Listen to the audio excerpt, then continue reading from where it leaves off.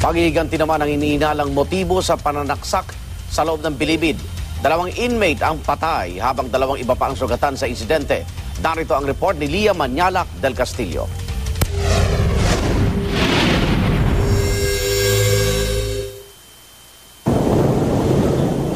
Sa mismong maximum security compound ng New Bilibid Prison, 4 na inmate ang nagsaksakan sa Calvary Church. Patay ang umano'y naunang nanaksak na si Ramil Cuasito ng Batang Samar Leyte Group, gayon din ang isa pang inmate na si Arturo Operina. Sugatan naman sina Teresito Moralia at Pablito Rabosa.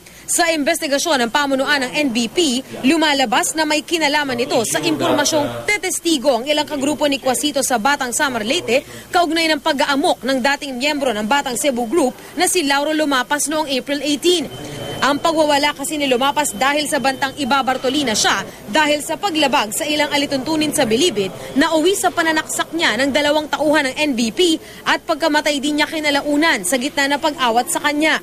Posibleng may mga gusto raw humarang sa testimonya ng mga Batang Samar Leyte. This is a, sabi natin, continuation of this incident whereby parang merong revenge.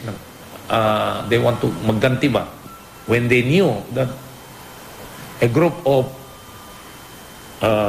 is that BSL? BSL is going to testify. BSL, Batang Samar and Leyte. Then they tried to get these witnesses. Bagamat tukoy na ang motibo, hindi pa rin alam ng NBP ang ginamit na panaksak ng mga inmate. Nirerepaso na raw ang patakaran ng bilibid sa pagpapapasok ng mga dalaw dahil sa posibilidad na may nakapagpupuslit ng mga matatalas na bagay. Patuloy pa rin daw ang investigasyon sa insidente na ayon sa NBP ay isa lang daw isolated na case.